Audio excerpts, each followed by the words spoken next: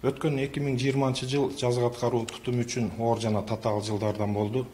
Бүткүл дүйнө жүзүн каптаган пандемиянын оор кесепеттерине карабастан, биз жазык аткаруу тутумунда эпидемиологиялык кырдаалды көзөмөлдө сактап кала алдык.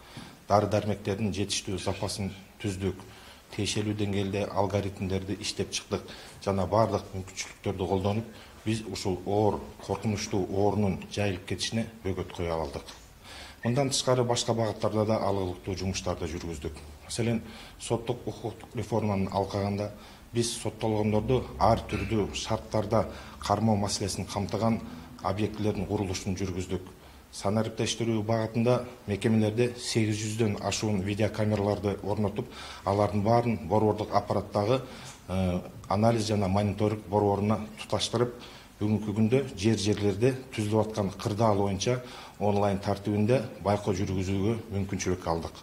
Мындан тышкары ушул оор шарттарда биз тиешелүү заманбап шарттарды түзүп, онлайн процесстер багытында соттук процесстерди өткөрүүгө мүмкүнчүлүк алдык. Бүгүнкү күнү биз негизинен 6000ден ашык соттук процесстерди онлайн режимде өткөрө алдык. Мындан тышкары өндүрүш багытында да алгылыктуу жумуштарды жүргүздүк. Жаңы аймактарды ачтык.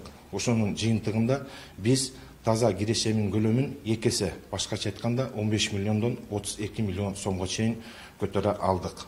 Жана эң негизгиси, биз мамлекетте болгон коомдук саясий толкундоолордун учурунда жазаларды аткаруу мамлекеттик кызматынын мекемелеринде оперативдик кырдаалды стабилдүү түрдө кармап кала алдык.